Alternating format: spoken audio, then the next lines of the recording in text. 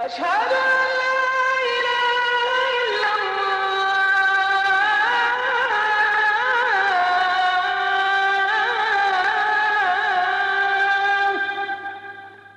أشهد أن محمدا رسول الله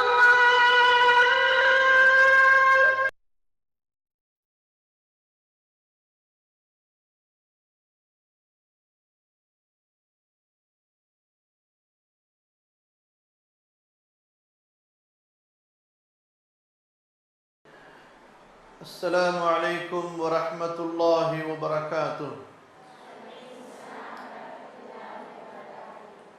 الحمد لله نحمده ونستعينه ونستغفره ونعوذ بالله من شرور أنفسنا ومن سيئات أعمالنا. من يهده الله فلا مضل له ومن يضلل فلا هادي له. وأشهد أن لا إله إلا الله وحده لا شريك له.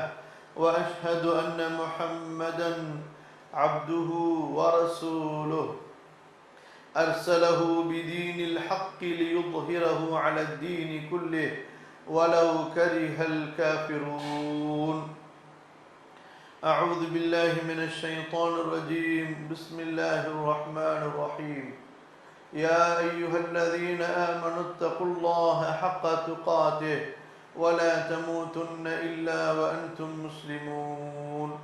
يا أيها الذين آمنوا اتقوا الله وقولوا قولا سديدا يصلح لكم أعمالكم ويغفر لكم ذنوبكم ومن يطع الله ورسوله فقد فاز فوزا عظيما. கண்ணியத்திற்குரிய இந்த ஆயிஷா சித்திகா மகளிர் கல்லூரியின் இஸ்லாமிய கல்வி படிக்கும் மாணவிகளே,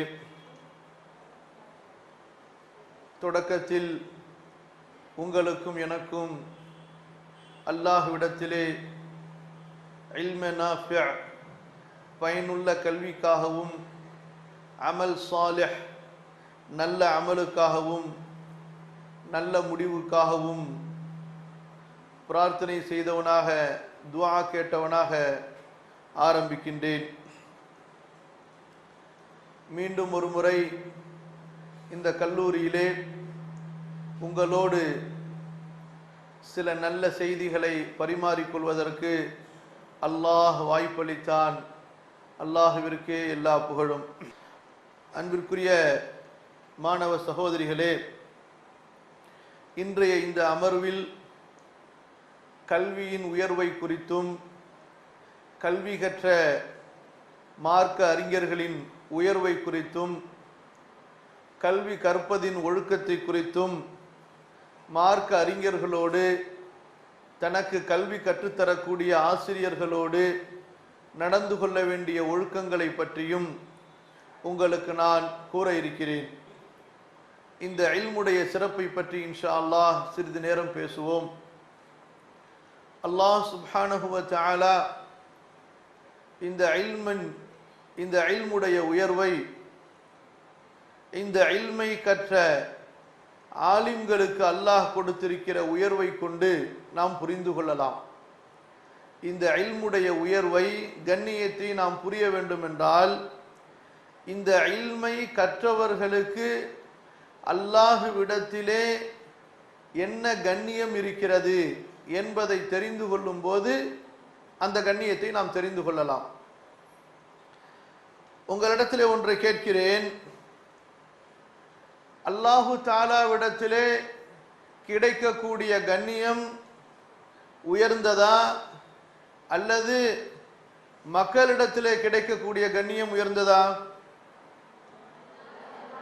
அல்லாஹ்விடத்திலே கிடைக்கக்கூடிய கண்ணியம்தான் உண்மையானது, உயர்ந்தது.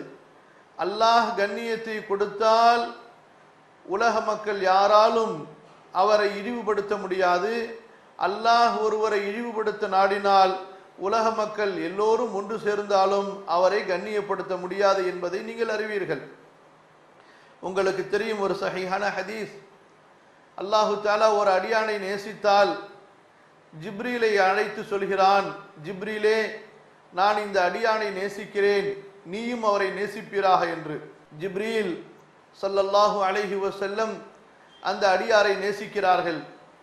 பிறகு வானவர்களை பார்த்து சொல்கிறார்கள், வானவர்களே, அல்லாஹ் இந்த அடியாரை நேசிக்கிறான், நானும் இந்த அடியாரை நேசிக்கிறேன், எனவே நீங்களும் அவரை நேசியுங்கள் என்று. வானவர்களெல்லாம் அவரை நேசிக்கிறார்கள். பிறகு பூமியிலே அவருக்கு அல்லாஹு தஆலா நேசத்தை தனது அடியார்களின் உள்ளத்திலே எழுதுகிறான். இந்த நபிமொழியை நீங்கள் கேட்டிருப்பீர்கள். ஆகவே அல்லாஹ்விடத்திலே நமக்கு கண்ணியம், அந்த கண்ணியம்தான் உண்மையான கண்ணியம், நிரந்தரமான கண்ணியம். அல்லாஹு தஆலா அவருடைய புத்தகம் அல் குர்ஆன் சூரத்துல் முஜாதிலாவிலே 11வது வசனத்திலே சொல்வதை பாருங்கள். சூரா அல் முஜாதிலா 11வது வசனம், யா அய்யுஹல்லதீன ஆமனூ இதா கீல லகும் தஃபஸ்ஸஹூ ஃபில் மஜாலிஸி ஃபஃப்ஸஹூ யஃப்ஸஹில்லாஹு லகும் وإذا قيل انشزوا فانشزوا يرفع الله الذين آمنوا منكم والذين أوتوا العلم درجات والله بما تعملون خبير. இந்த வசனத்தில் அல்லாஹ் குறிப்பிடுகின்றான், நம்பிக்கையாளர்களே, சபையில் விசாலமாக இடம் கொடுத்து அமருங்கள் என்று உங்களுக்கு சொல்லப்பட்டால் நீங்கள் இடம் கொடுத்து விசாலமாக அமருங்கள், வருபவர்களுக்கும் இடமளியுங்கள், அல்லாஹ் உங்களுக்கு விசாலத்தை ஏற்படுத்துவான். சபை முடிந்து புறப்படுங்கள் என்று சொல்லப்பட்டால் நீங்கள் புறப்படுங்கள், அல்லது போருக்கு புறப்படுங்கள் என்று சொல்லப்பட்டால் புறப்படுங்கள். உங்களில் ஈமான் உள்ளவர்களுக்கு, நம்பிக்கை உள்ளவர்களுக்கு அல்லாஹ் கண்ணியத்தை கொடுக்கின்றான், உயர்வை கொடுக்கின்றான். அதுபோன்று இல்மு கொடுக்கப்பட்டவர்களுக்கு வல்லதீன ஊதுல் இல்ம், உங்களுக்கு தெரியும் வல்லதீன மௌசூல், ஊது ஃபிஅல் மஜ்ஹூல், அல் இல்ம், இல்மு கொடுக்கப்பட்டவர்களையும் அல்லாஹ் உயர்த்துகிறான். தரஜாத்தின், பல படித்தரங்களில், பல பதவிகளில் அல்லாஹ் அவர்களை உயர்த்துகிறான் என்று இந்த வசனம் கூறுகிறது. இந்த வசனத்தில் அல்லாஹ் கூறுகிறான், ஆலிம்களுக்கு சாதாரண மக்களுக்குள்ள கண்ணியத்தை விட, சாதாரண மூமின்களுக்கு உள்ள கண்ணியத்தை விட பல படித்தரங்களை, பல உயர்வை அல்லாஹ் தருகிறான் என்று சொல்லப்பட்ட இந்த வசனம், என் அன்பு மாணவிகளே, உங்களுக்கு எதை உணர்த்துகிறது? இந்த இல்முடைய சிறப்பை, இந்த இல்முடைய உயர்வை உணர்த்துகிறது. அல்லாஹ்விடத்திலே உங்களுக்கு உயர்ந்த தரங்கள், உயர்ந்த கண்ணியங்கள் வேண்டுமென்றால், அந்த கண்ணியங்கள் சொர்க்கத்திலே உங்களுக்கு வேண்டுமென்றால், அந்த நிலையான அல் ஃபிர்தௌஸுல் ஆலாவிலே, அந்த தாரு சலாமிலே உங்களுக்கு உயர்ந்த பதவிகள் வேண்டுமென்றால் அல்லாஹுடைய இல்மை தேடுங்கள். அந்த இல்மை பெற்றுக்கொண்ட, அதன்படி வழி நடக்கின்ற ஆலிம்களாக, ஆலிமாக்களாக நீங்கள் உருவாகுங்கள் என்பதைத்தான் இந்த வசனம் நமக்கு உணர்த்துகிறது. அல்லாஹு தஆலா அவனுடைய மார்க்க கல்வியை கற்றுக்கொண்ட ஆலிம்களின் மீது வைத்திருக்கிற நேசத்தை, மதிப்பை, மரியாதையை பாருங்கள்.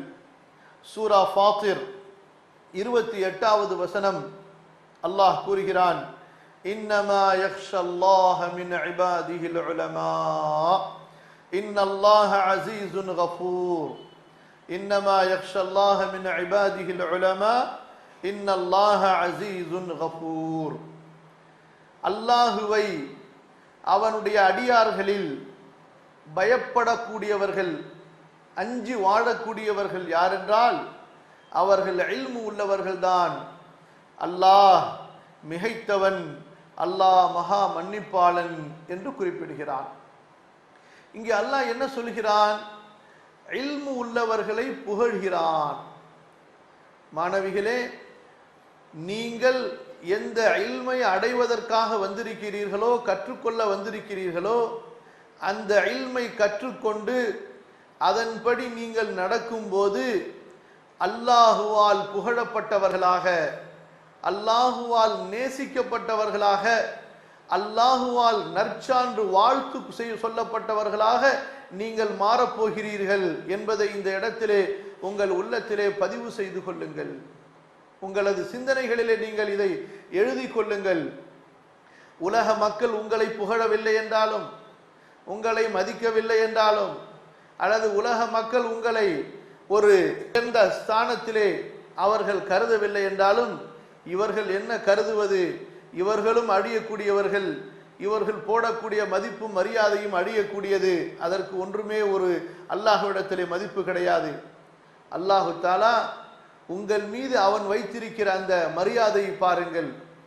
என்னை எனது அடியார்களில் அஞ்சி பயந்து ஷரீஅத்தின்படி வாழக்கூடியவர்கள் எனது இல்மை, எனது தீனுடைய இல்மை கற்றவர்கள்தான் என்று அல்லாஹ் உங்களுக்கு நற்சான்று வழங்குகிறான். ஒரு முஸ்லிம் பின்னால் இன்ஷா அல்லாஹ் சொல்ல இருக்கின்றோம். ஒரு முஸ்லிம் உண்மையான முஸ்லிமாக வாழ முடியாது எதுவரை அல்லாஹுடைய தீனை அவன் கற்றுக்கொள்ளவில்லையோ. அல்லாஹுடைய சட்டங்களை தெரிய வேண்டும், அவனுடைய விருப்பங்களை அறிய வேண்டும், அவனுடைய வெறுப்புகளை அறிய வேண்டும், விருப்பங்களை அறிந்து அவற்றை செய்ய வேண்டும், வெறுப்புகளை அறிந்து அவற்றை விட்டு விலக வேண்டும், ஹலால் ஹராமை அறிய வேண்டும், ஹலாலை செய்ய வேண்டும், ஹலால் அனுமதிக்கப்பட்டது ஹராமை விட்டு விலக வேண்டும். இதை எதன் மூலமாகத்தான் நாம் அடைய முடியும்? அல்லாஹுடைய இல்மை கொண்டுதான், குர்ஆன் சுன்னாவுடைய இல்மை கொண்டுதான் நாம் அடைய முடியும். அதற்கு பேருதான் அச்சம். அல்லாஹுவை பயப்படுவது, அஞ்சுவது என்றால் என்ன? அல்லாஹுடைய மார்க்கத்தின்படி செயல்படுவது. அல்லாஹுடைய பயம் என்றால் சிலரை நீங்கள் பார்க்கலாம், பயப்படுவது போன்று காட்சி தருவார்கள், ஆனால் அதுவல்ல பயம். ஹலால் ஹராமின்படி வாழ்வது, அல்லாஹ் பார்க்க அனுமதிக்காததை பார்க்காமல் இருப்பது, அல்லாஹ் பேச அனுமதிக்காததை பேசாமல் இருப்பது, அல்லாஹ் சாப்பிட தடுத்தவற்றை சாப்பிடாமல் இருப்பது, எந்த இடங்களுக்கு செல்லக்கூடாது என்று அல்லாஹ் தடுத்தானோ அங்கே செல்லாமல் இருப்பது, இப்படி அல்லாஹுடைய சட்டங்களை பேணி வாழ்வதுதான் பயம் என்று மார்க்கம் சொல்லுகிறது. இந்த உண்மையான பயம் யாரிடத்திலே இருக்கும் என்றால், அல்லாஹுவை உண்மையில் அறிந்து அவனுடைய சட்டங்களை கற்ற இல்மு உள்ள ஆலிம்களிடத்தில் தான் இருக்கும் என்று அல்லாஹ் என் கண்ணியத்திற்குரிய மாணவிகளே உங்களை போற்றி புகழ்ந்து சொல்லுகின்றான். மேலும் பாருங்கள், சூரா லுக்மான் அல்லாஹு தஆலா 12வது வசனத்திலே குறிப்பிடுகின்றான், வலகத் ஆதைனா லுக்மானல் ஹிக்மா, வலகத் ஆதைனா லுக்மானல் ஹிக்மத அனிஷ்குரு லீ வலிவாலிதைக். வலகத் ஆதைனா லுக்மானல் ஹிக்மா, சூரா லுக்மானுடைய 12வது வசனத்திலே அல்லாஹ் சொல்கிறான். இந்த சூரா, இந்த அத்தியாயத்திற்கு பெயரே லுக்மான் என்று வைக்கப்பட்டது. இவர் லுக்மான் என்பவர் யார்? இவர் ஒரு அரசர் அல்ல, பெரிய செல்வந்தர் அல்ல.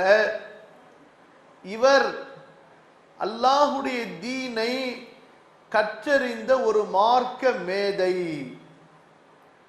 கேட்கிறீர்களா நான் பேசுவதை?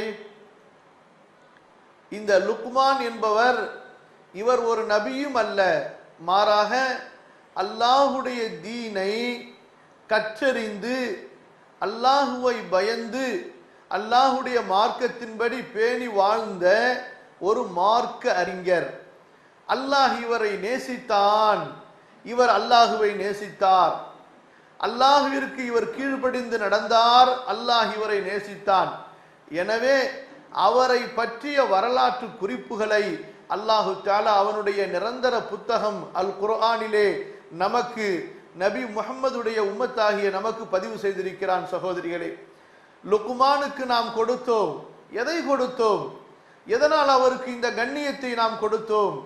ஆட்சியினாலா, அவருடைய செல்வத்தினாலா, அல்லது அவருடைய அழகினாலா, அல்லது அவருடைய பரம்பரையினாலா? இல்லை, அல் ஹிக்மா, ஞானத்தை நாம் அவருக்கு கொடுத்தோம். வலகத் ஆதைனா லுக்மானல் ஹிக்மா, ஞானத்தை, அறிவை, இல்மை நாம் அவர்களுக்கு கொடுத்தோம் என்று அல்லாஹ் சொல்கிறான். இந்த வசனத்திலிருந்தும் இந்த அத்தியாயத்திலிருந்தும் அல்லாஹு தஆலா உங்களுக்கும் எனக்கும் என்ன சொல்கிறான்? நீங்களும், கவனித்து கேளுங்கள், நீங்களும் என்னுடைய இறை தூதர்கள் கொண்டு வந்த இல்மை, எப்படி லுக்மான் அலைஹிஸ்ஸலாம்